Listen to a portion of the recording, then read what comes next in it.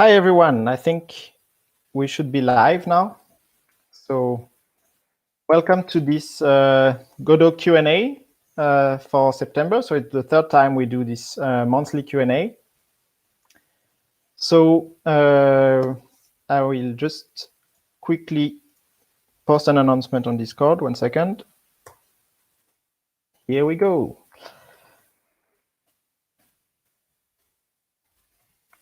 So let's start. So we have this week we have 6 of us on the live Q&A. So if you were already there in the previous sessions, you already know Juan, the lead developer, George, who works predominantly on GDScript, Gilles, who works on all kinds of things around the editor, especially in 2D, and who we are hiring starting from November, so he's going to start working full-time on the project. Fabio, who works on the networking stack and the HTML5 port. Myself, Rémi, I'm the product manager, and I work on all kinds of things. And so we have a new guest this week, which is Hugo, that you might know as Calinou on the community platforms. And I'm going to post an announcement about it tomorrow, but we are just hiring him starting from tomorrow to work on lots of different tasks around the Godot website and the different web tools that we have. So maybe Hugo, you can say a bit more about it. Yeah, so hello and welcome to everyone. And my goals in the future will be to finish and deploy the new asset library I've been working on, for example. On top of that, I will be working on improvement to the documentation system. So you will be able to ask questions in the bottom of pages if you have any doubt about the documentation, for example. And I will also work on adding and improving pages on the website, such as adding a funding page, which will describe how the funds of the project are used in Godot, such as Patreon. And I also have many infrastructure work to improve the performance and usability of the web application we have for the Godot project. Right, thanks. And so I will mention it a couple of times during the live so that everyone is aware. But if you want to ask questions in the chat, please use the !question identifier, and then you type the question, because we have a system that filters the chat and extracts all the questions that start with this keyword. So !question, and then your question. You can see in the description of the video, I put an example. So we are going to start by answering some questions we got from the Patreons that submitted us questions for this live. And then we will also take questions from the chat. So you can already ask some, and we're going to go through them later on. And especially if you have questions relevant for some of the specialties of the people I mentioned, then feel free to ask them. It's the right time to get everything you want to know about GDScript, UX, networking, website, and so on. Go ahead. So we will start with a question for Juan,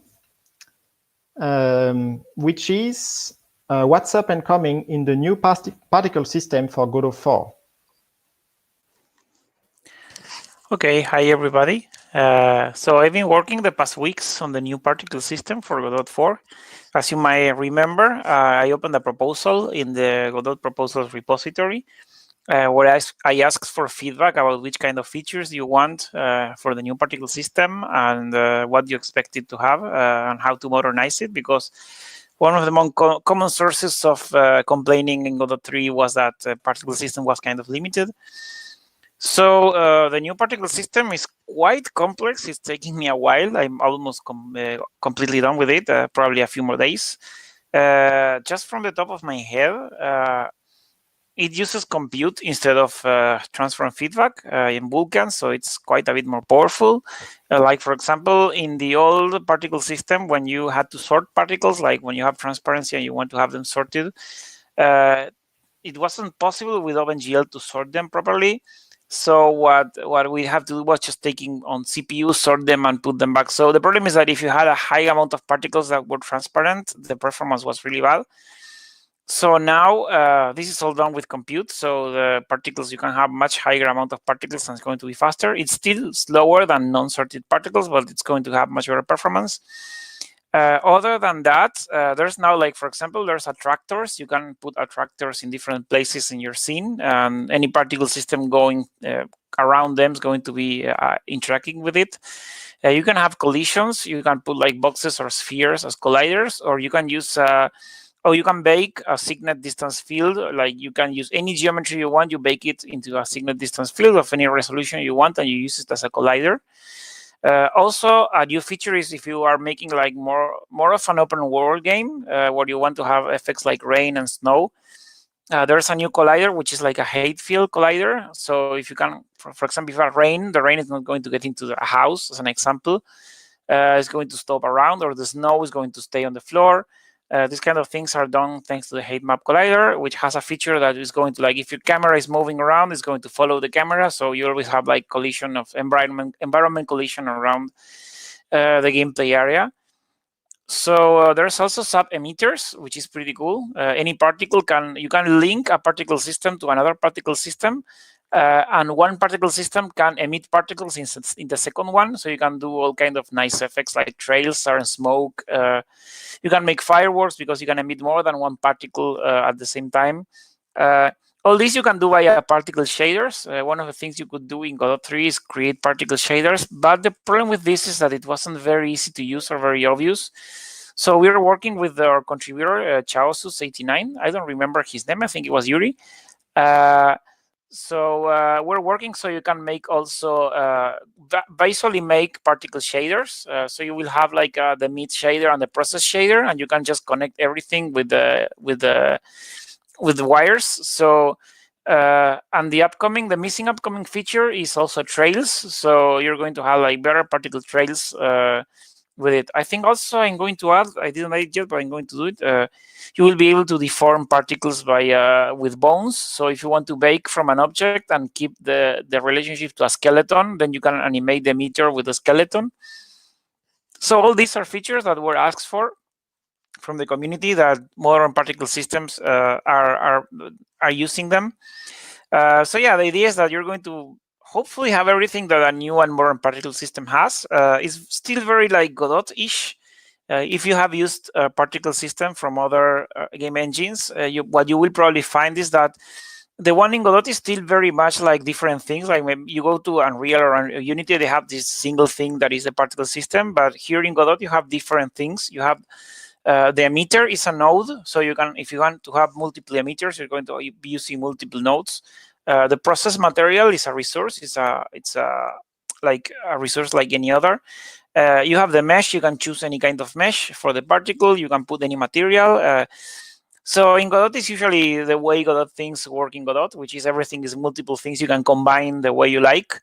So yeah, that's pretty much, I think, should be a good overview. If you have any doubts, feel free to ask in the way that Rémi has just described. But yeah, the idea is to have a very modern particle system for Godot 4 that has everything everyone hopefully expects. Yeah, that's really nice. And I think as it's quite an exciting feature set, we will probably get lots of questions about when is Godot 4 going to be released. So there was already some. So we're doing our best to make an alpha version in a few months. It's still far from being ready now. So you can play around with the master branch if you want, but there's no, first of all, there's no ETA for Godot 4.0, but we're trying to have maybe an alpha in the coming 3 months, I would say. And we're also working on having, we already have like continuous integration on every commit which is pushed to the master branch, and we will probably have downloadable builds for the major desktop platforms so that you can try like the latest and greatest and brokenest version at any time. So once this is up and running, I'll publish an announcement about that, or one contributor maybe who was involved in that. So next question would be, let's take this one for me, which is about, so a question from Patreon about the project workflow. So someone asked us, say that like the Godot editor is written in C++. So as most of you may know, so the Godot engine itself is in C++, and the editor is written in C++ using the same code base as the engine. So it's like the editor is made with Godot like you make your own games with Godot. And so this contributor wants to make this Patreon donator wants to make his own game. No, not a game, a desktop application, like a text editor, and was asking if it's better to use C++ like we do for the Godot editor, or if it's good to do it with GDScript as you would do for any kind of game. And I can say to that for most cases, it's probably good to just go with the normal project workflow using GDScript. If you have some very specific, like performance-heavy code that you need for your application, then you can run it in C++ or any other language that you can bind through GDNative. That's probably what's going to give you the best iteration workflow. Or you can use a Godot module if you need. But the reason why the Godot editor itself is in C++ and not as a GDScript and scene-based project is, I would say, maybe Juan can say more about that, but I would say mostly due to the sheer size of it and the number of contributors we have, it would be very difficult to handle a project using like GDScript and scene files, especially because when it was started, there was no text-based scene files, or it was XML. It would like be very hard to merge. But using C++ helps us like to better validate the code, and it also gives much better performance, of course, because there's a lot of extra code that we write, which is not like Godot API specific, but which makes sense to write in C++ so that you can have a good experience using the editor. I don't know, Juan, if you want to add something to that.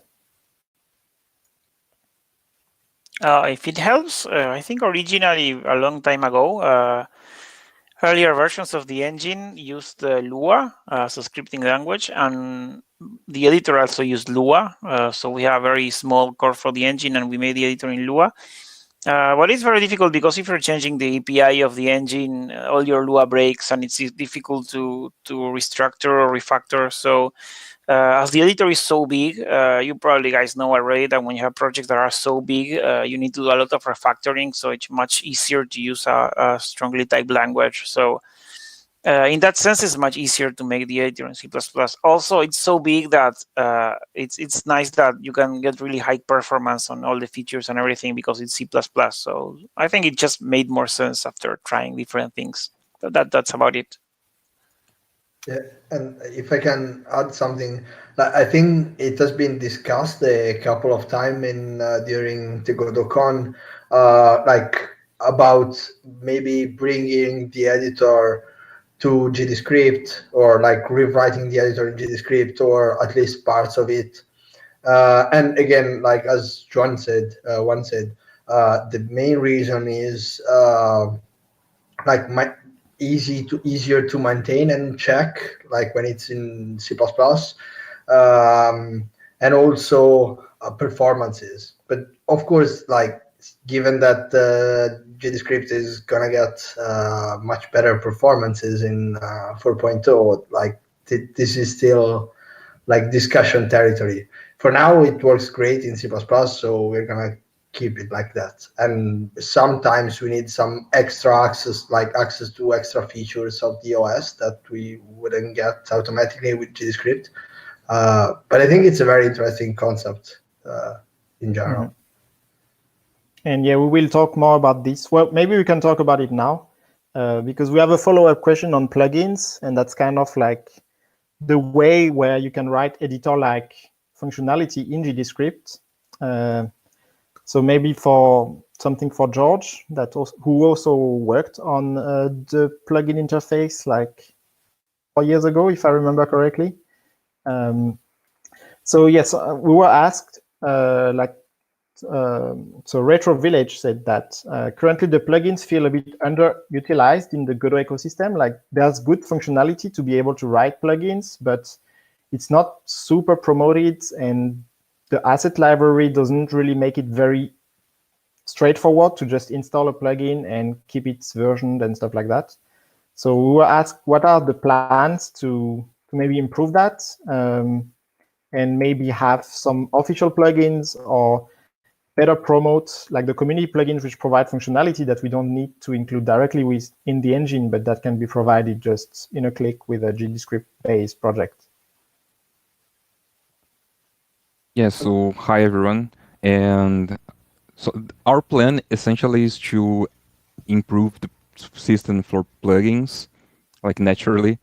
We want everything to be better, improve like the ecosystem.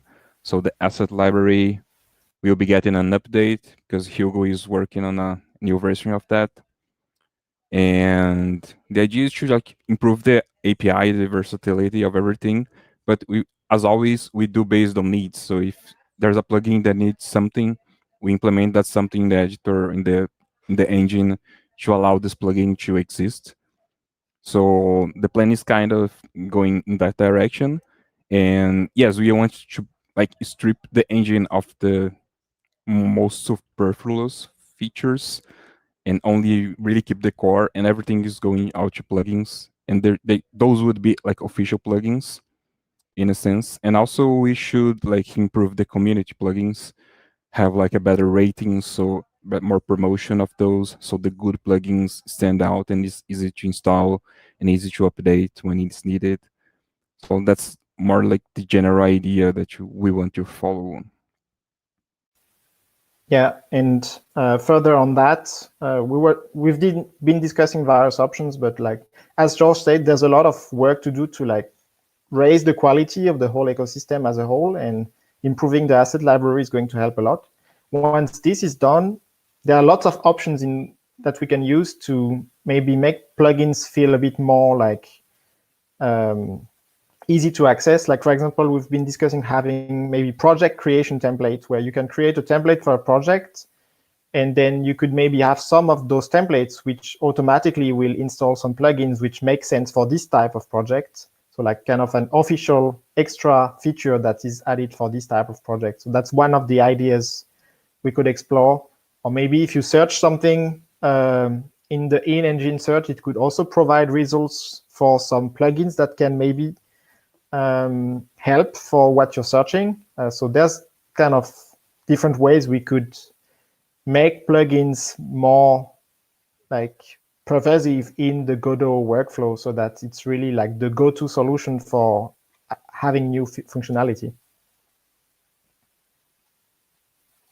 I wanted to add also that one of the goals we have, maybe for Godot 4.1, maybe not Godot 4.0, I think I mentioned this before, but one of the ideas is that there's a lot of things in the engine that are pretty big that not many users actually use, that add a lot of the weight to the engine. So the idea is to eventually improve GD native, so you can just download from the asset library that functionality and then just use it. One of examples of this is like video playback. Not many users actually use video playback. So one of the ideas was just to move it out to GD native and have an official video native video playback plugin that you just install and use. The same for many kind of audio codecs, maybe voice over IP. I think we have a question about later. So yeah, the idea is to many of those things that are not used so often, we can just move them out and make plugins that are easy to install and use. That's kind of the goal.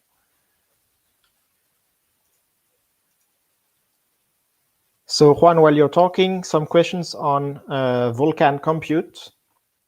So one question is, what are the current plans and thoughts around exposing the Vulkan computing capabilities for Godot game developers? And notably asking for feedback on a proposal that was written about exposing that for machine learning purposes. Okay, so I did read the proposal. I won't comment on it, but probably my answer will cover it pretty well. one of the things that we've been changing in Godot 4 is that you're going to be able to access the low-level rendering APIs. So you won't access Vulkan directly because Vulkan is way too low-level to most people. So you have this new API, which is rendering device, which uses like a simplified version of something like Vulkan, Metal, or DirectX 12. So one of the ideas with it is that one of the discussions we had with other contributors for a while was whether we should try to make compute simple to use for users. But the truth is that it's very difficult to do this because we don't really understand what the use case is. I mean, if eventually we have good feedback or a good proposal, like we want to use compute in this simplified way, we can create this tool. But in the meantime, we really have no idea how users are going to use it. So what we did is instead, you have access to the low-level rendering API where you can do absolutely everything you want. In fact, we added stuff like, for example, you can create shaders in GLSL, possibly HLSL also. But you will be able to create your own shaders that the engine is going to import. This is not like the same as the Godot shaders that you edit in the window, you know, where you just can maybe make a material or something. This is a low-level shader, which you have to write entirely from scratch. And you can create like compute shaders in there and import them. There's a tool that lets you like create multiple versions. So if you have variants of the shader, you can still do it. So the idea is that if you want to do compute, either for rendering or for game logic, because if you see now, not only for AI, but it's becoming very trendy to use compute for game logic. Godot now allows you to create a rendering device of your own. You just create a completely new one, which is separated from the rendering one. It runs on a separate thread. It doesn't have any kind of physical connection to the other one. So what you can create is just compute for anything you want. If you want to bake stuff, if you want to run game logic, if you, for example, you're making like a sandbox game where you have physics or something, simulation, you can just run it in your own rendering device and do anything you want, create your own shader, buffers, textures, anything specifically for that rendering device. So for now, the first thing you're going to get is a low-level access to the rendering. So you can do, you have full freedom to do anything you want, pretty much. And some tools that will make easier for you to do this. Like, for example, a rendering device will do all the error checking for you. One of the problems with APIs like Vulkan or DirectX 12 is they do zero error checking for you. They have the validation layer, but if you do something invalid, it's going to crash everything anyway. So rendering device is more Godot-like. It's going to hold your hand, and if you make a mistake, it's going to tell you, hey, you did this wrong, and it's not going to crash, hopefully. But at least you will get a nicely printed error showing what's wrong. So for compute, it's the same, and for rendering extension, it's going to be the same. But again, this is something that you guys have to use, and you're going to run into situations that you can't do something, so you have to let us know, hey, I would like to access this from the rendering device so I can do this in my game. Just you have to give us feedback so we can do it as best as possible. So that's kind of how it's going to work in the future. Thanks. And yeah, quick follow-up question to that was from another person. What profiler do you use to debug the Vulkan Compute shaders? More specifically, will there be a way to isolate the different kernels from each other, especially the own code written by users that add some compute shader code for their project, and Godot's own shader code, compute like infrastructure? So yeah, I'm kind of having some problem like that myself, because all the rendering is now getting pretty powerful and complex in the Vulkan branch. So one thing I'm going to work on next month, probably just right after I'm done with the particle system, I'm going to start adding support for naming your resources.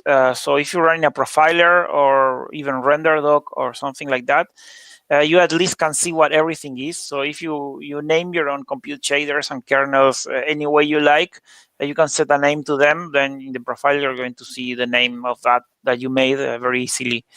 About a compute shader profiler, I haven't been doing that very much. I did some profiling, but not very much. I usually, the Godot rendering device has some tools for doing profiling, so I've been using that mostly, not so much external profilers.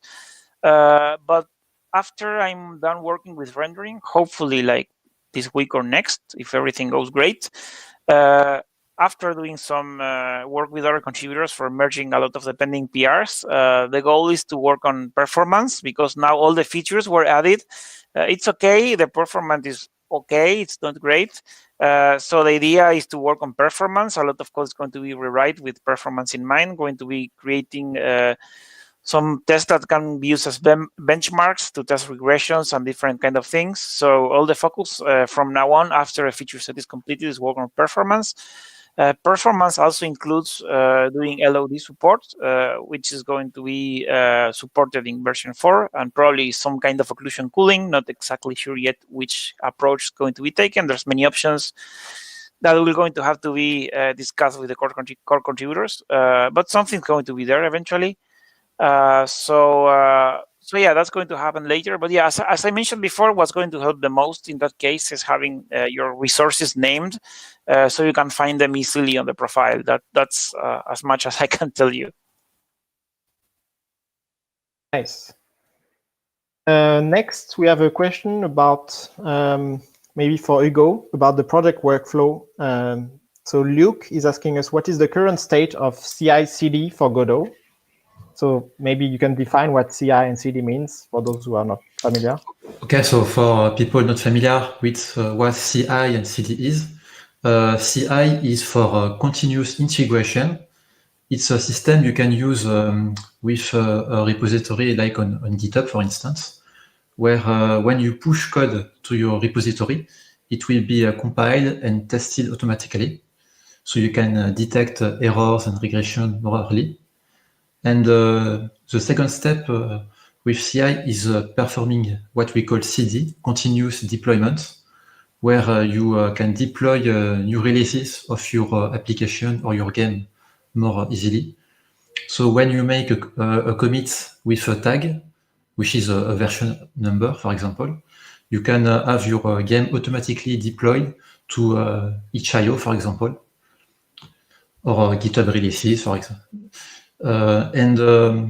Right now in Godot, we don't have official templates for doing CI with Godot, but you can use many community projects that provide CI and CD templates.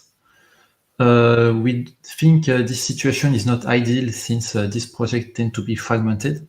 For example, if you have a project written in C#, you need to use a mono version of Godot to export it. And you may have to dig deeper to find a compatible CI template. So to resolve this problem, we'd like to provide official CI templates in the future for popular platforms such as GitHub Actions, Travis, AppVeyor, and so on. And this CI situation also depends on the quality of the headless Godot builds that we provide on the website. So you may know that to run Godot on a server, you need to use a headless build.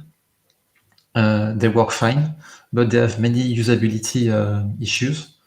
For example, we need to improve the error reporting. So when you pass an incorrect parameter, you get a better and more meaningful error message.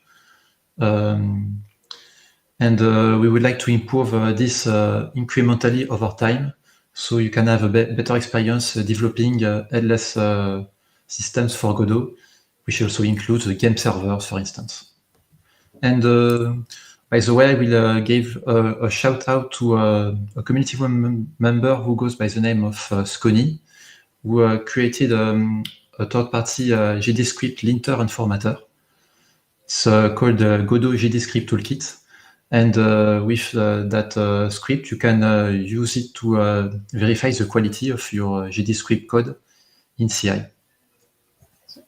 And as for the Godot Engine itself, so this is more relevant for the contributor than the users, but we have been improving the CI situation lately. So we have added a C++ unit testing framework, which is called doctest. It's very efficient and lets us detect regression more early. And on top of that, we also have migrated from Travis CI and AppVeyor to the up and rising GitHub Actions. It's much faster than any other platform we've used in the past. so we don't have to wait as much to get feedback from the CI system. Right.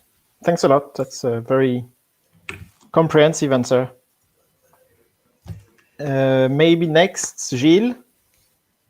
There was a question about, so someone, Retrovillage was saying that they know you plan to work on UI enhancements and UX for Godot 4.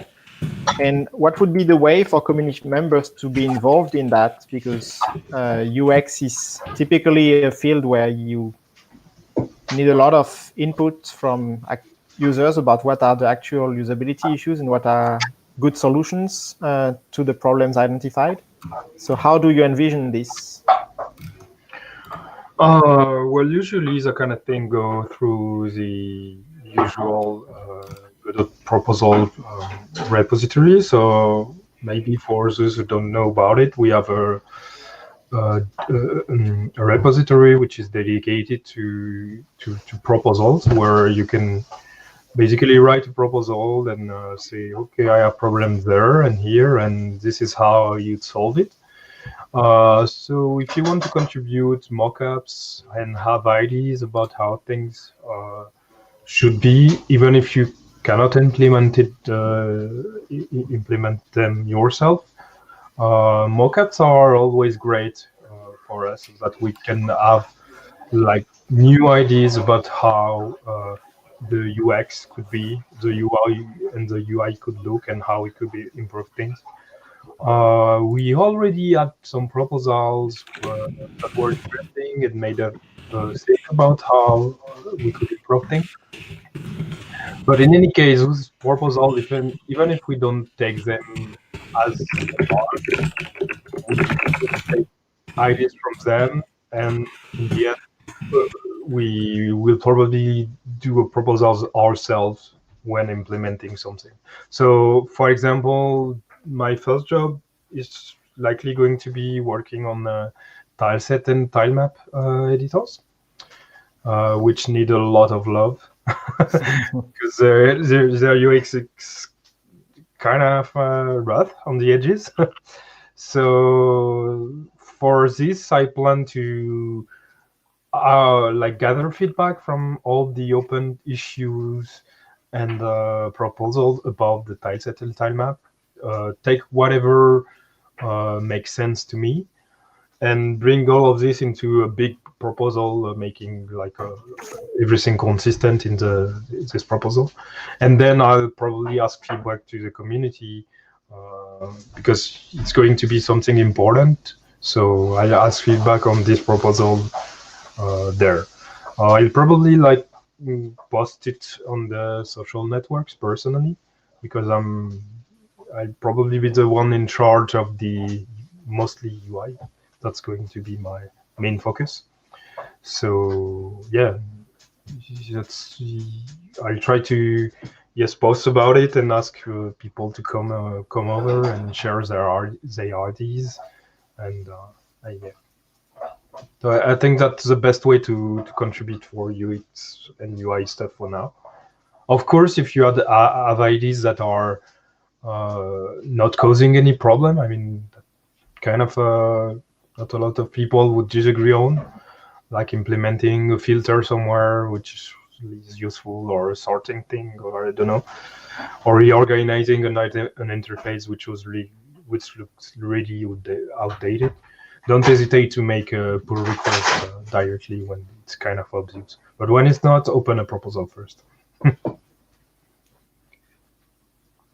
Thanks. And on the topic of contribution, I'll take a question from the chat already, because it's relevant, since tomorrow starts Hacktoberfest, which is an event organized by GitHub and DigitalOcean, I think, to promote like contributing to open source software during the months of October.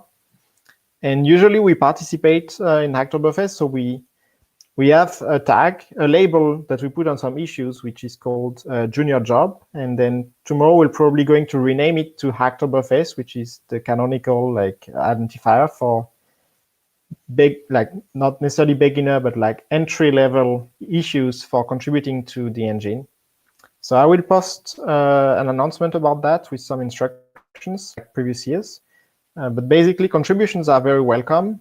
You can find general information on how to contribute to open source projects on the Hacktoberfest website, and I will give specific information for Godot on our own blog.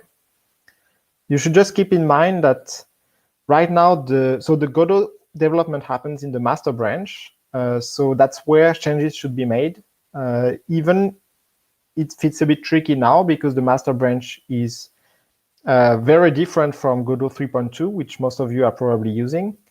And so you have to juggle with those two. It's fine to develop things on Godot 3.2 if that's more relevant for you, but the pull requests, we need to have a pull request for the master branch, and then eventually we can also have, if it's a small consensual change, we can have it for the 3.2 branch to include in future maintenance releases. But I will post those informations on the blog.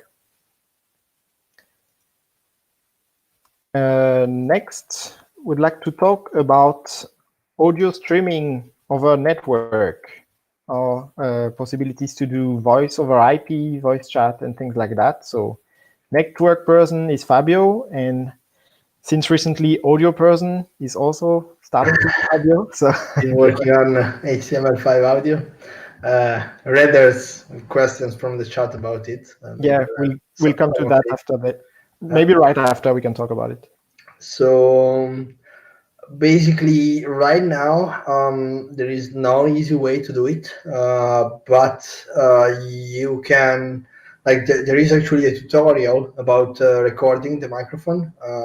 If you check, it's an audio effect. It's called audio effect to record.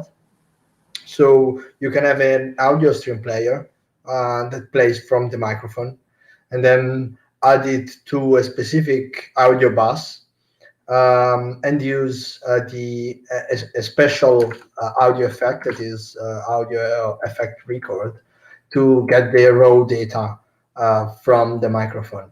So the problem right now is that there is no way, there is no official way to compress that audio. Like, we don't provide compression facilities for audio, like direct access to it.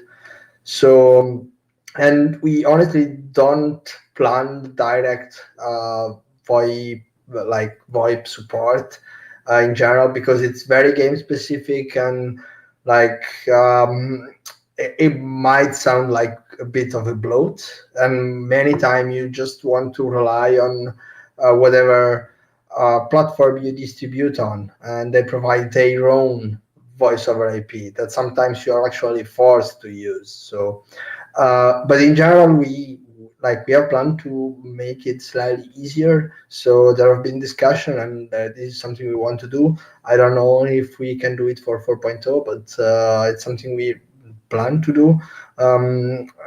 Is to move many of the codec, like for video and audio, to GD native.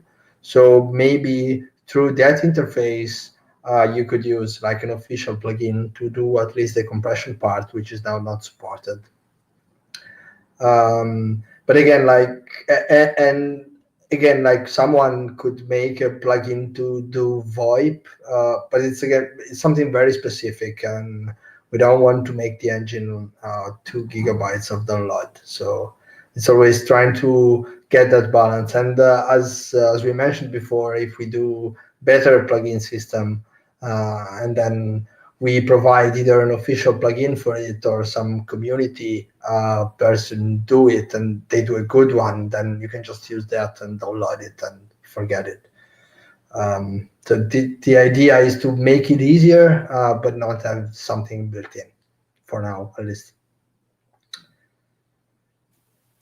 Thanks. And since, we just mentioned it, there are lots of questions on the chat about what's the status on audio worklet implementation, or trying to fix the remaining stuttering audio that you can find on web platform on some devices. So the last QA I mentioned, maybe by December, but over time I've been working on it and doing a lot of research on it. And right now, I don't think we can provide a reliable way to use the newer API on 3.2. But I've been doing some improvements so that in the future, like we would like to provide a system where you can export your HTML5 version with thread support, so with multi-threading support, with WebAssembly threads. That has some extra requirements, which means you have to run it in a secure context, so HTTPS, and not all browsers support it. I think mostly now is Safari that doesn't support it. But the idea is that in that case, and we could provide that as an export option for 3.2 also in the future, and that at least what I'm planning to. And with that export option, you could at least run the audio processing on a separate thread. And I have a working version of that, and I'm gonna PR it for 4.2 soonish, probably this week or at most next week, but I think this week. Then it will take some time to backport it to 3.2. Hopefully the next release of the 3.2 or the next release of the 3.2 branch will have it. But again, it's not going to be perfect. And the reason why it's not going to be perfect is that for it to be perfect, we need to break compatibility, and we cannot break compatibility on 3.2. So if you're hosting your game on a server that doesn't support, that is not on HTTPS, which is unlikely now, but it's still possible, or if you're running your game on an HTTPS server that doesn't provide the right headers, and that's much more common right now because you have to configure your web server to do it. And so some external service might not provide those headers. Then in that case, it just wouldn't work. So we don't want to break previous games, like games made with 3.2 like that. So I think this is going to be the compromise. And then for the 4.2 version, we are discussing the possibility of only supporting the threaded version. Hopefully Safari will support them soonish in the next year. So there are good news and bad news. I hope that kind of give you an overview of how it is. And again, there are plans to make 3.2 audio stuttering better, like less stuttering, but still won't be perfect due to technology's limitations for now. So there is hope. Yeah, not everything is lost. So maybe we can have some physics-related questions for Juan. I know Juan has lots of opinions on physics, but we don't know yet when will be the real physics time. We will try to make some fixes for 4.0, but we're kind of running out of time. There will be fixes, but maybe have some bigger plans of like refactoring. So Juan, there's a question which is about Raycast collision detection, which apparently does not account for slopes or non-uniform surfaces very well, like collision shape would. So the question is whether physics body detection of the ground would be improved, and can it be made easier to accommodate jumping and slope movement with ground detection? It's quite specific, but yeah, I'm not exactly sure if this is for 2D or 3D. That's for or 3D, I think. Well, it's for 3D. I have no idea. Last time I tried that, it worked. I'm not actively maintaining the 3D physics right now. So the idea for the future, from what we discussed, is that we'd like to. One of the things we'd like to do is to make the well, as I mentioned before, we wanted to move a lot of things out of the engine using GD Native. And one of the things we see is that there's many physics engines, and they have different characteristics. Like, for example, the Godot Physics has the advantage that it's a very tiny physics engine. It's very lightweight. It's very game-oriented, but maybe it doesn't support all the advanced features like that Bullet does support. But at the same time, Bullet has the limitation that the collision algorithm it uses is kind of unique. So that imposes different limitations for your game that not everybody may be happy with. So we have people also asking for physics support because for certain games, physics is one of the best physics engines. So this is getting quite messy. So one of the ideas, probably not for Godot 4, mostly 4.1, is to make the physics servers pluggable. So users and community can maintain different physics implementations. The physics API in Godot is very static. I didn't really suffer many changes over time because physics engines are kind of they do everything they do, so it's like they don't change too much. It's not like rendering, which is changing all the time. So given the physics server API is kind of not changing much, I think it's a great idea to be able to have pluggable ones where you can use the one that fits your game best. Because right now it's very difficult to have something that works for everybody and probably won't be possible. So the idea will be to have Godot Physics being the default engine, improved of course, because right now it's very limited. It's not even up to the level of features that Bullet supports. So it is probably eventually improve the Godot Physics engines, the 2D and 3D one, keep them built in because they are really tiny and efficient for what they do. And then officially maintain the Bullet version and maybe a physics version, but having that's like official GD native plugins that you can get from the asset library for your project. So yeah, that's kind of probably it's going to be. One of the plans was to work on this for Godot 4, but the sad thing is that we are kind of running out of time for it. We don't want to take forever to release Godot 4. So this is one of the things that we're going to be discussing in the next weeks with the core contributors, like where we're going to draw the line and say, okay, up to this is Godot 4, and whatever is missing is going to have to be 4.1, which is kind of what happened with Godot 3 at the time. We did a lot of stuff for Godot 3, but many things had to be like for example, the new inspector, the new animation system. All these were things that we want to do for Godot 3 that we just couldn't make it. So that's going to most likely be for Godot 4.1. The thing we're still discussing is whether it's going to be possible to have GLES3 support in Godot 4. If not, it's going to be for Godot 4.1, and it's going to be like a very small release afterwards because we want everybody to test things before we add more things. But yeah, that's something we have to discuss and see how we're going to do. But that's kind of the plan, so you can at least make an idea where we are heading. But yeah, as a general comment on physics, I can say we don't forget you. We know there are lots of issues. And there are also lots of solutions which are being worked on. But physics is a very complex topic, and it needs we need to find time where Juan and the physics contributors can sit together and actually like discuss all the problems and figure out what is the long-term plan and what can be the short-term like stopgap solutions for people who have games now that they need to ship and who have physics issues.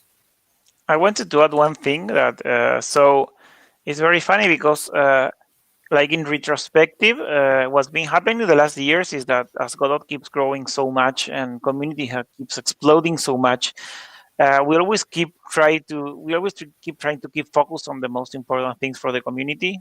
So up to Godot 4, I mean, before Godot 4, there were a lot more important issues. So now we are focusing on rendering and performance, which a lot of users really care about. But now what started happening is that, the things that were not so important because more users are using Godot become more important. And this is what's happening with physics. So probably the next priority after making sure rendering is perfect is going to make sure that physics is perfect. But, it's a orders of priority of what the community complains the most about that we should do. So I guess physics is next after rendering, definitely. And last questions before we will take some more from the chat. We have a long list of questions you've been asking, so I'm going to cherry pick some of the most interesting ones. So last question from Patreon, maybe also for Juan, but if others have input on that, feel free to chime in. It's regarding the scene structure and how parents act directly on their children in terms of the global transform.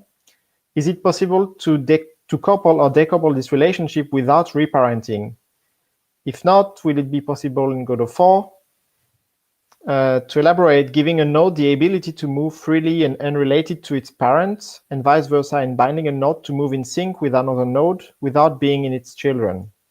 Guess that's I think you already can do this. I would look at the documentation because I think both for 2D and 3D you are able to do this already. There's a property somewhere in the in Godot 3 it's called spatial node. In Godot 4 is going to be called node 3D, but I don't remember the name now. But if you look up, I think you can already do this. Should be possible already. And I think there's the remote transform node, so you can. Oh no! There's something where you just the node doesn't take the parent transform in consideration, and just you can just do whatever you want. So I am almost certain that you can already do it, but I may have forgotten. Just it's a method set as top level, I think. Yeah, I think so. I think this is a top level property. Great. So it is implemented already. At least, no, I don't think it's implemented as a property, but it might be implemented in the API. It's a method, but we haven't exposed as a property yet, I think. Okay. Yes. Then it's our fault. For Node 3D, it's set as top level, and I think for 2D it's the same. I have the editor open right now, so yeah, you can set it as top level. I think we discussed making this a property, but it's not done yet. Could be done for 4.0, I guess. It's not really difficult to implement. Anyway.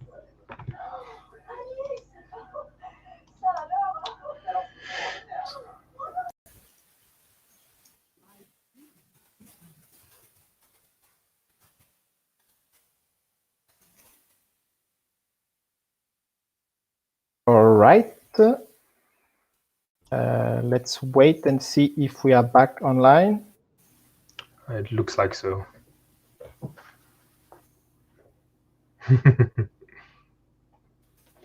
I'm asking the chat because there's a delay on the video, so sound is back. All right. So, well, it was the transition to taking questions from the chat. So let's go for it. There's a question which is about ARCore, which is technology for AR on Android. So when will ARCore be added to Godot 3? So I can answer that. It's been worked on already, like over the years, by Bastian Oli, who is our main contributor for AR and VR features. And the timetable for the things kind of depends on what free time he has next to his full-time job. So he's working on all the fronts, all the VR plugins, all AR implementations. So he has been focusing a bit more on VR lately. But there is a near-ready implementation of ARCore for the 3.2 branch. And I'll have to check what's the latest status, but you know that we changed the plugin system for Android in Godot 3.2 and changed it again in 3.2.2. So I think it has been adapted to the new system, and it should be much better because it can become pluggable, and we don't have to ship it in the engine. You will be able to install it as a plugin and just export your game with ARCore capabilities. So I can't make any promise on when that will happen, but in theory, that's something that could happen in the next release or the one after that. Just needs time to finalize the work that has been done.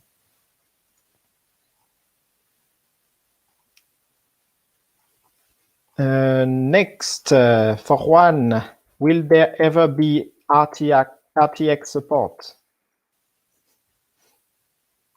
Hopefully. One of the goals in Godot 4 is that, well, there's two goals. One is that we can make these kind of features available to rendering device faster. So it's pretty much just about, at some point, some contributor just making a PR to use it. I think RTX is not, I think there's a Vulkan extension for RTX. I don't remember if it was a standard or not yet.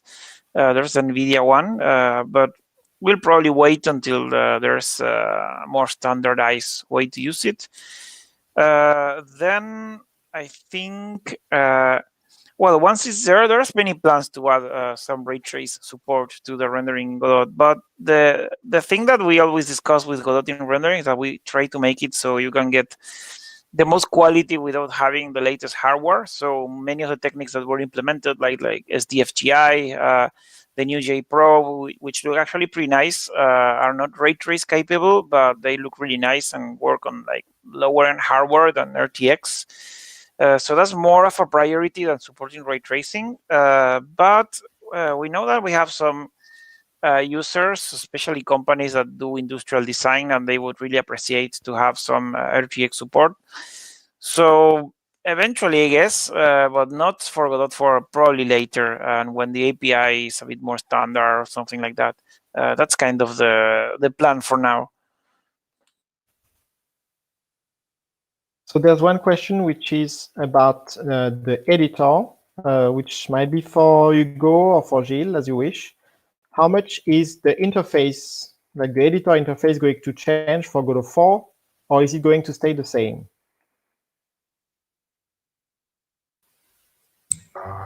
Good question. That's hard to say. It depends on. I probably is the one working the most on the interface. I'm not sure how much it has changed already. I'm not sure about how many PRs. You can unplug the docks and make them separate windows. That's as much as I can tell you. Yes, obvious. Yes.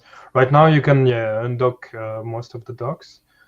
Those of like the file system docks in Inspector, you can move them out of the main window. It's optional, so it's not like we're not going the GIMP way. So yeah.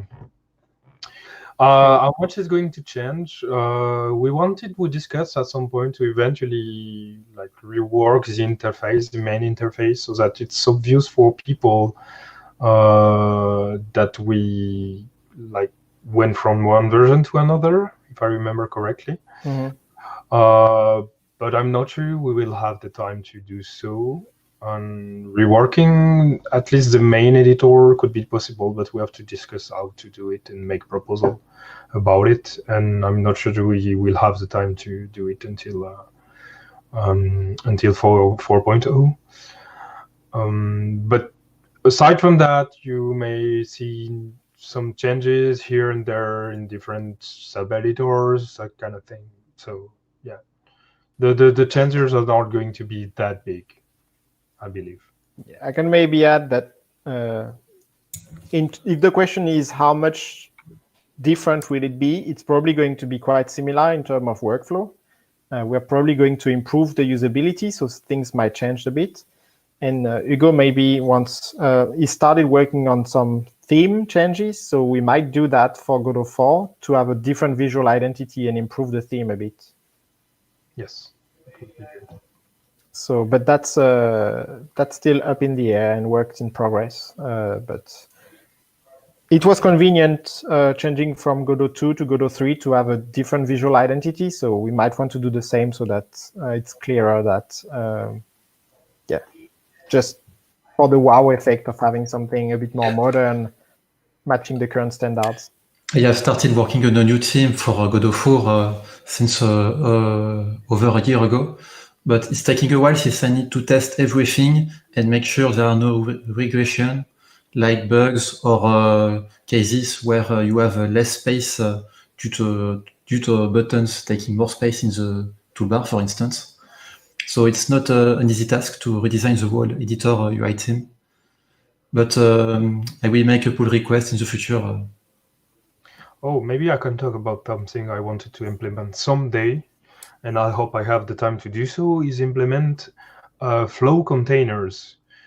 You know, like typically for an HBox container right now, if you don't have enough space inside the container horizontally, well, the container just like increases in size.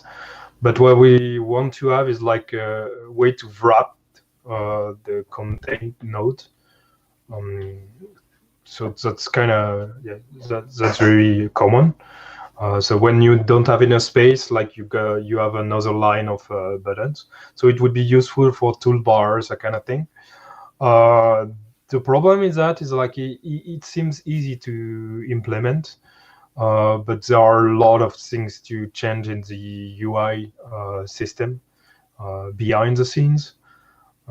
So yes, it's not for 4.0. I don't think we will have the time to do it for 4.0.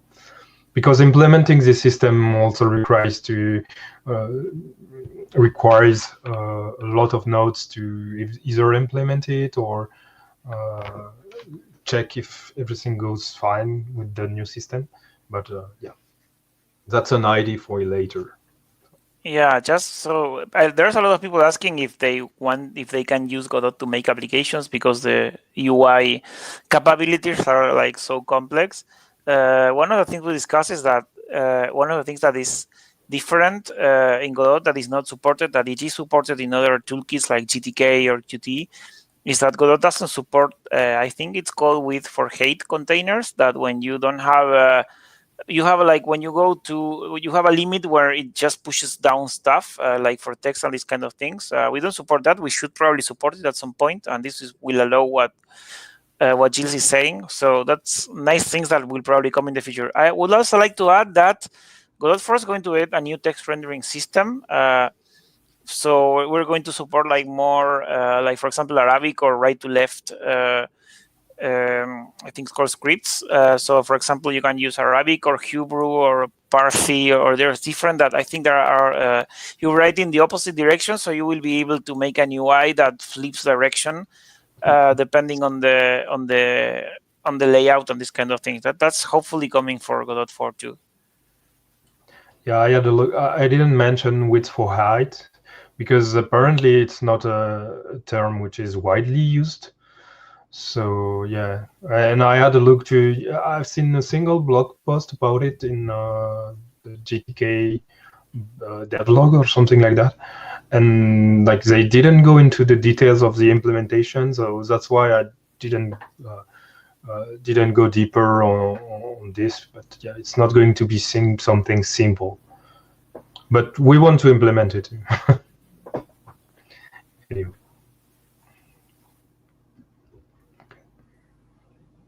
So I see several questions about that can probably be answered all at once. Like, for example, are there plans to add webcam access? And are there plans to add speech to text and text to speech? I think that's exactly the kind of thing which we would want to have done as GD native plugins that you can plug and play in the engine and install those features if you need them, because most users will not need them. And we can then also offload the maintenance of those plugins to whoever is really interested in them, because we cannot just all, like the 6 of us or the 50 of core contributors, maintain all the features under the sun. We have kind of to focus on the core engine to make sure that it's good. So everything else is probably something that the ecosystem at large has to provide, and then we can.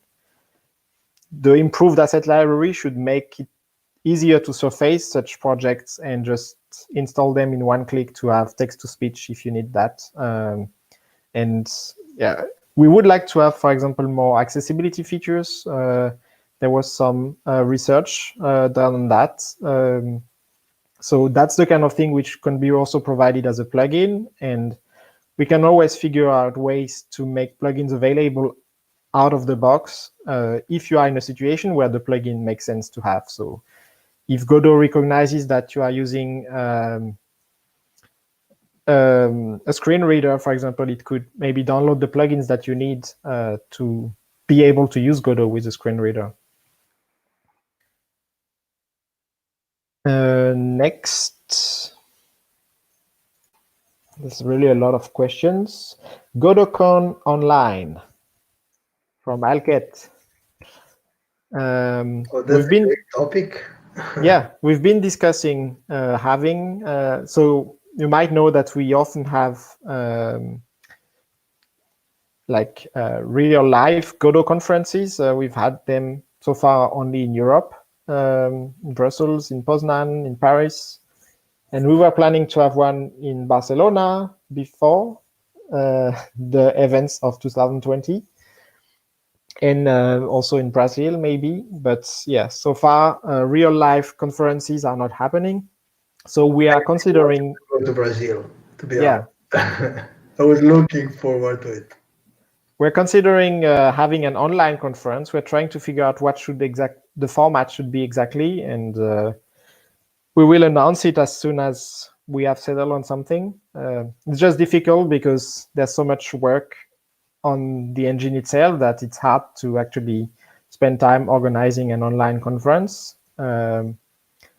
But we had discussed various options, so now we probably just need to settle on a date and make a call for presentations, so we can have some kind of 1 or 2 days of event and maybe some rooms on Discord where people can chat together during the event and stuff like that. We still have to define what's the exact solution we want to use, but that's something we want to see happen here.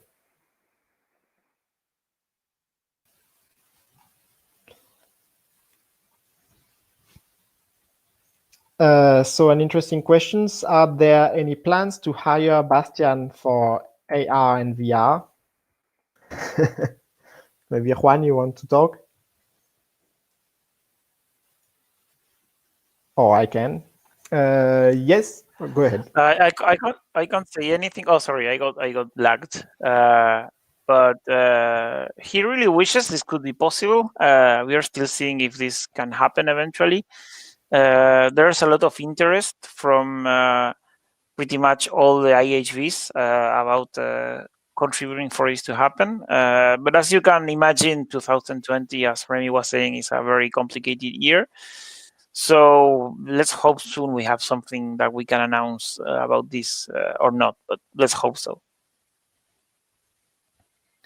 And yeah, generally speaking, once Hugo and I have been able to improve a bit the communication around our funding status, like what kind of funds do we have and how do we use them, then once this is done, we plan to intensify a bit our crowdfunding campaign, like to try to raise some more like monthly funds for the project so that we can hire more people.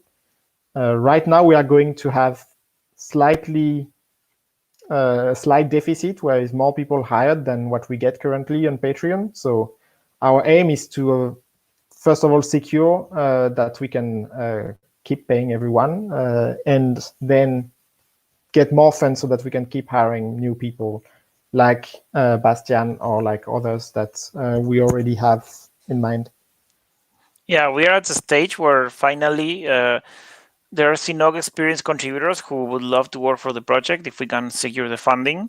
So it takes us at a bit of a different situation than we expected. So we're probably going to go more aggressive with crowdfunding. But for this, many in the community have asked that we make all the funding flow more transparent, which has been a problem right now for us, because for us, all our funding is managed by Conservancy. So for those who don't understand how it works, all the funding, I mean, you donate to Patreon, to PayPal, to anything. We don't touch any of that money. All goes to the Software Freedom Conservancy, which is a charity. They are the fiscal sponsors of the project. Both Ariel and I, who are the original authors, signed off all the rights and everything to them. They actually own Godot, the Godot trademark, the Godot website. They have the full ownership, and there's the PLC, which is the Project Leadership Committee, which consists of about 7 or 8 of the core more veteran contributors, which our role is mostly defining the budget of the project. But we generally don't decide ourselves on that. We talk to the core contributors, which is a larger group of the more core contributors. I mean, most of the people who actively contributes to Godot is part of the core contributors group. So we talk with them and decide what to do with the funds.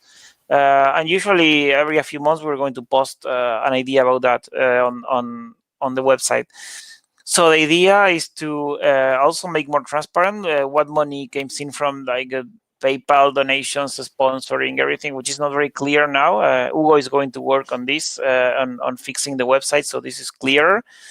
And once this situation is better, we're going to be more aggressive about that, so you can understand how much money we are getting in donations, how much we are getting in sponsoring on PayPal, and which contributors we are hiring, and which targets we have. Like we would like to hire this contributor, like for example next year. It would be fantastic if we can get to hire some of our rendering contributors, because I am doing most of the rendering myself, and I don't have time to do all this. So the idea is to hire more of the more experienced rendering contributors so they can work on this and I can delegate more stuff. It would be fantastic. So again, we have to be more open about this, and the idea is that Hugo is going to work on that page, which will be very similar to, you probably have seen the Blender Fund. We want to take that as a model, so you can see exactly what's happening and what our goals are, what funding situation is. That's kind of the short-term goal. Right, and talking about rendering contributors, there was a question about, is WebGPU support going to be in 4.0 or will it be in a later version? I hope it can be done for Godot 4. Even if it's not, maybe we could support it. There's probably going to be like a Vulkan wrapper for it, which is not ideal, but it's going to be enough, at least for the beginning. Ideally, it would be best if we support WebGPU directly. So that's probably, hopefully, going to be for Godot 4.1. So ideally, it would be nice to hire somebody to do this work because it's quite intensive. So we are talking to the browser vendors like Firefox and Chrome teams to see if they can help with some funding for that. And we are still on the process of discussing that. If it happens, it's going to be happening faster. Otherwise, it's going to be happening slower. But hoping it's going to happen soon.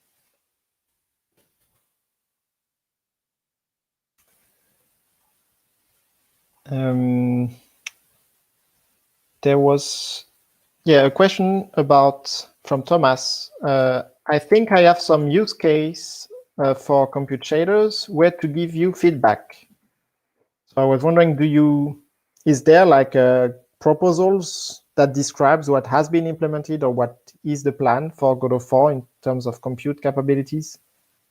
Oh, it's not documented yet, but so you get an idea. It's like you talk to a Vulkan-like API, which is easier to use with error checking and everything.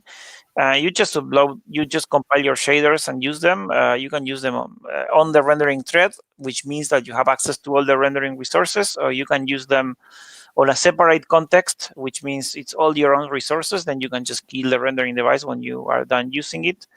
So for now, it needs to be documented, but for that being documented, we need to finish implementing all the features. So I think by the time alpha is out, it's going to be more or less clear, more explain how it works. And about alpha, there was a question.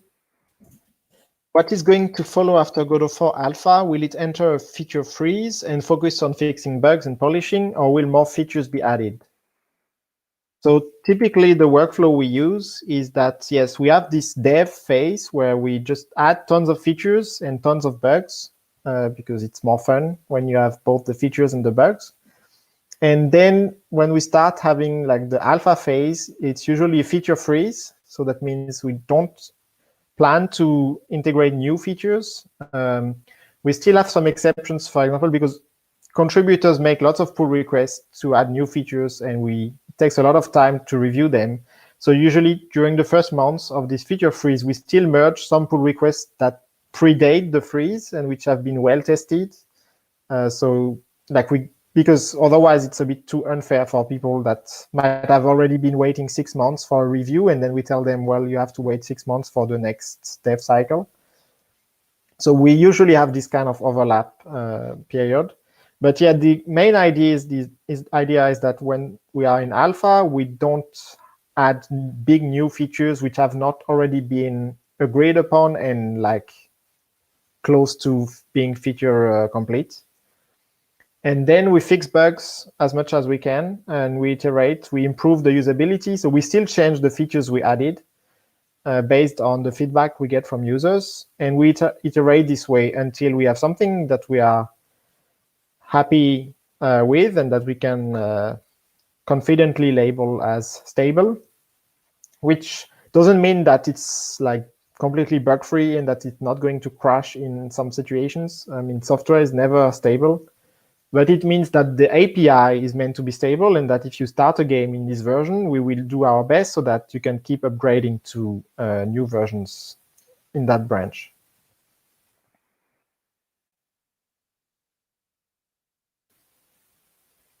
So there's a question about how are the Google Summer of Code 2020 projects coming along. So that's on me too. They have all been completed, so at the end of August, and all pretty brilliantly. We are very happy with the outcome from the 6 projects we had. Like the students were really focused and had great ideas on how to improve the engine. And so most of us here have been mentors of some students, and I think it has been a good year for all of us. So I would say roughly half of them have already been integrated, like their work has already been integrated in the engine. And the other half is currently being finalized. Like mostly now it's on the side of us having to review and asking for some last modifications. And what's overdue is me asking the students to write their final project reports for the blog. So they already did one for Google, but I will ask them to give us the current status of their work so that you can see what has been done and maybe how you can start using what has already been merged in the master branch. But yeah, it's really cool stuff that is coming. If you have missed the Google Summer of Code projects, you can check on the blog the first progress report, which was from after 2 months of coding. So you can already get an overview of what's coming.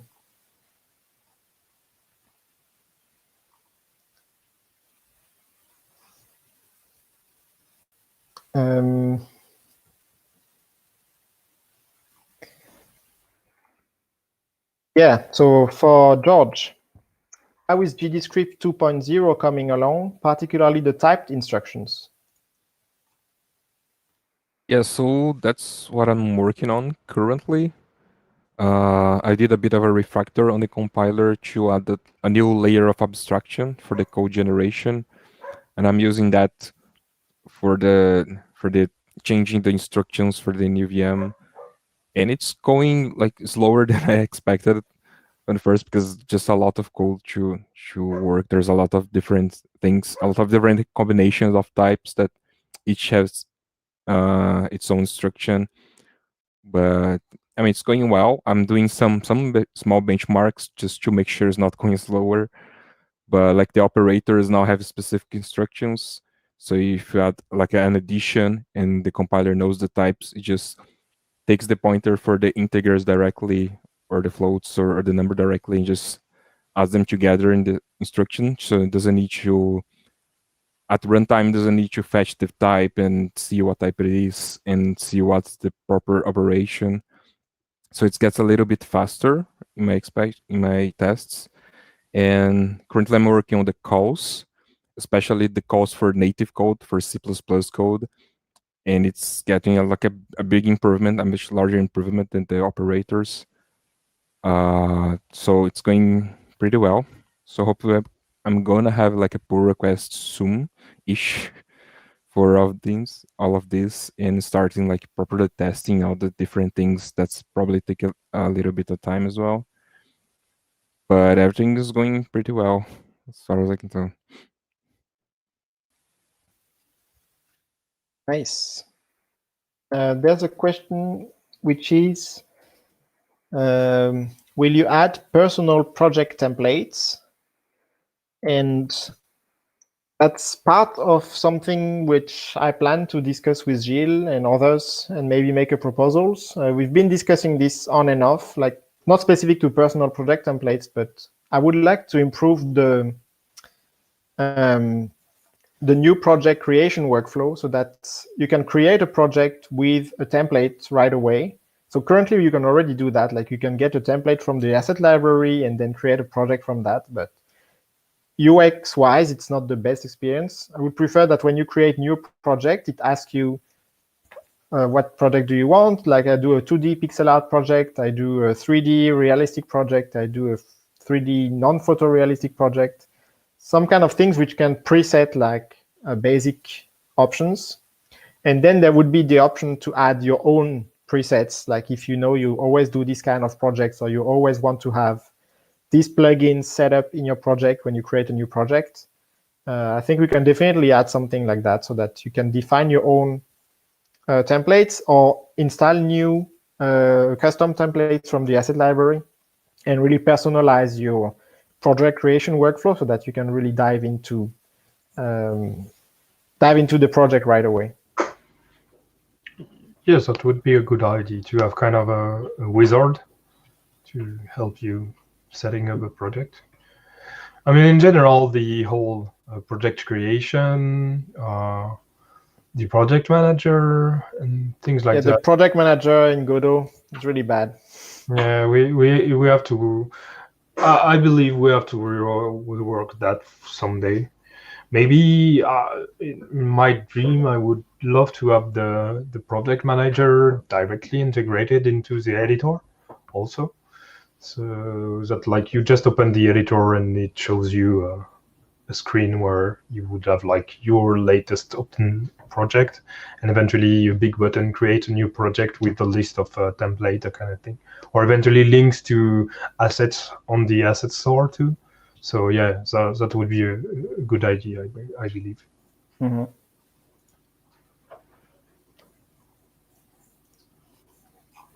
So let's check some of the recent questions.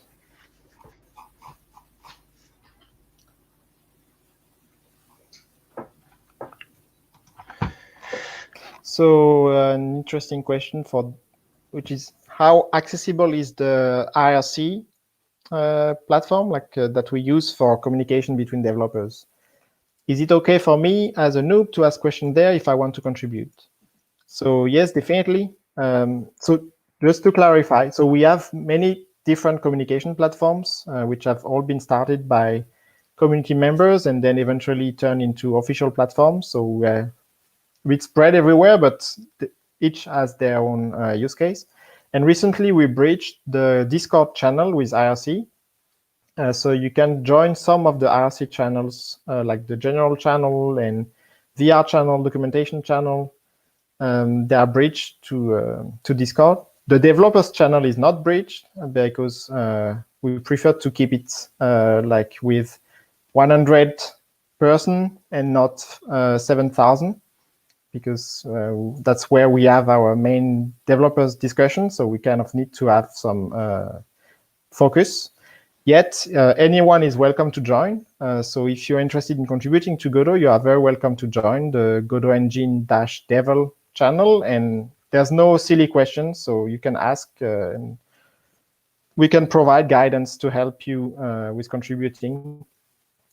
Just know that IRC, people might or might not be there. It's like Discord, you don't know who is there. And since there are less people than Discord, that means you might not get an answer right away when you ask. So don't hesitate to ask again if you did not get an answer it's not considered rude generally to re-ask after a few hours if you were not answered. A question from Ilaria. Can you implement your own non-realistic rendering pipeline in 4.0?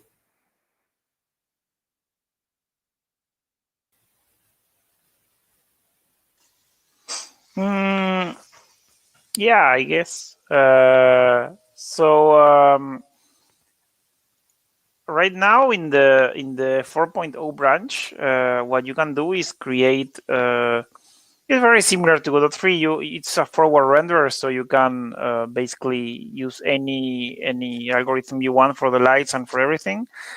There were some suggestions to add more stages behind the fragment and the light, like some kind of post stage. Do some stuff that we were discussing, but mostly, yeah. So also, one of the plans that Vinas could, I think, is going to probably have to wait until after 4.0 is done, is to be able to create your own, basically your own renderer. So mostly, most of the common stuff will still be managed by the Godot renderer, but you can, like, for example, compile your materials in any way you want. Create your rendering code in any one you want using GDNative or GDScript. For games that actually really need this, if they want to really override everything, that's going to. It's almost there. Most of the rendering code allows this, but it's probably not going to be ready for Godot 4. So this is one of the features that are going to be kicked. So worst case, if you want to do it from scratch, yeah, you will be able to eventually. But for now, you can still do a lot more than you can in Godot 3. You have more complex shaders. You have access to like the normal buffer, the depth buffer. You can access, I think, the roughness buffer, and a lot of more other things that let you do more complex post-processing. So yeah, I guess it should be pretty possible, even with what you have now. Well, you can maybe keep the mic on, because next is how much is the 3D quality, like rendering quality, going to improve in Godot 4? There's really big quality improvements all across the board. It really has improved a lot. The main material rendering, I mean, just the PBR stuff is the same as in Godot 3. That won't change. But the main difference, I think, is that for example, there are many limitations you had in Godot 3. Like, for example, you had a number of lights per object as a limitation. As Godot 4 uses clustered rendering, this limitation went away. You can have as many lights as you want in your scene, no limit. Like, for example, all the post-processing in Godot 4 has been improved. Like, for example, the glow is much better. The screen space ambient occlusion is much better. I can't remember, the screen space reflection is much better. In general, there's improvements all around, like very, very significant improvements. Like for the real-time GI, is way better in Godot 4. Like the GI Pro, that is probably going to be renamed to Voxel GI, so it's more clear what it is now. That one is much better in Godot 4 because you can do full real time. You can move objects around and they emit light, and you can have emissive materials that they just emit light. And they have real-time voxel occlusion. It looks super, super nice, and you can have really nice real-time scenes. There's the SDF-GI global illumination, which is open world global illumination. It looks really good. It has really nice like leak protection if you have inside and outside of a scene. SDF-GI, as long as the walls are like bigger than a voxel, it won't leak any light. So you can have like interiors that are not affected by the sun, other than the bounces, of course, because the light will bounce. So there's and there's going to be a lot of interesting performance improvements also in Godot 4 that are going to be worked on next months that I will write more about. But you can expect at least the rendering quality of Godot 4 to be up to par with the new engines. Like maybe at some point, like not sure if it will be the same because I don't know what it will be, but kind of like Unreal 5 or something like that's going to be like similar on that level. At least the rendering, maybe some features not going to be the same. Like for example, so make an idea, Godot 4 is going to have 2 real-time global illumination solutions. If you look right now at other engines, none of them really supports anything like this. This is going to be supported by both Unity and Unreal next year. So we are going to be kind of on the same level of the big engines.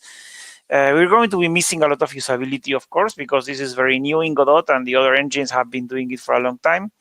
So after all these features are in, there's going to be a lot of usability work in the next years to improve them, like to be making sure that if you make a 3D game in Godot, it not only is like looking good, but also easy to use it. There's also the fog system. We have a volumetric fog system in Godot 4 that looks great. You'll even be able to make like fog shaders. So if you want to make like volumetric stuff or around with your custom code, you will be able to. So yeah, it's going to be really powerful. It's going to be the first version, so it's not going to be perfect, but I can hope that it's going to keep improving over the years. But at least the gap with the other technologies will be much closer than it was before. Thanks. There's a question I can answer quickly, which is currently in Godot 3.2, the size of PCKs is limited to 2.1 gigabytes. And so the question is why, and do we plan to lift this limit? So the why is because the PCK file access uses 32 bits integers, which means 2.17 something million. So that's just the reason why. So there was already a pull request made to improve the file access API to use 64-bit integers, which I think needed to be redone. So like Pedro is working on that. But that's a limit that we plan to lift in Godot 4, yes. But I think currently you can work it around by having like several PCK files and just loading them. But if you have one file with more than 2 gigabytes, then currently it's a problem for the engine.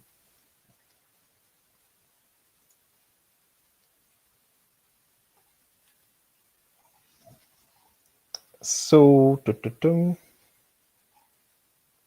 yeah, so a question I think we partly covered in previous calls, but I think it's probably going to be a recurrent one, is how compatible will Godot 3.2 project be with Godot 4?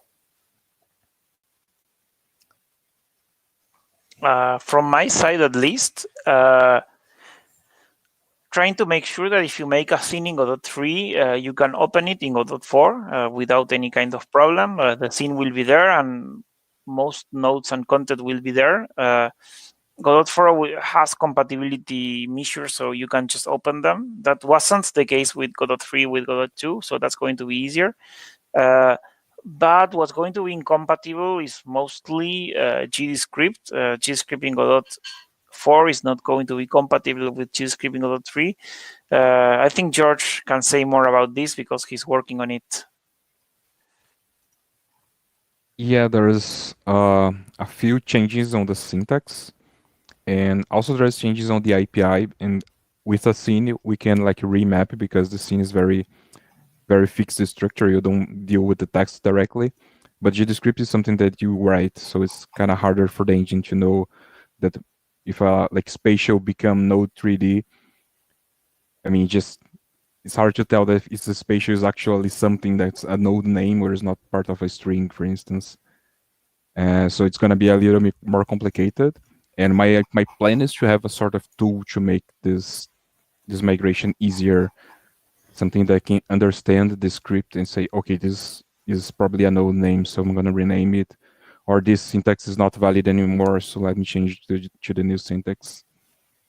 Yeah, but in general, it's going to be mostly compatible. But I mean, you can take a script and do a little bit of changes and it's going to work. It's not like super completely different.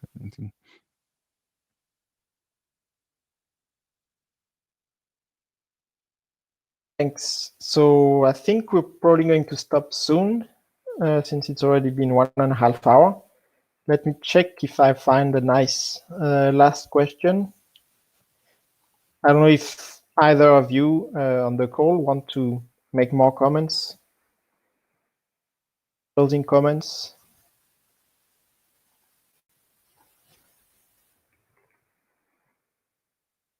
So I found it. So a question from Kyle, which is, when can we expect George to drop a guitar track that Juan then remixes? Sorry, please repeat. I didn't hear it. When can we expect George to drop a guitar track that Juan then remixes? Oh, it's not for me.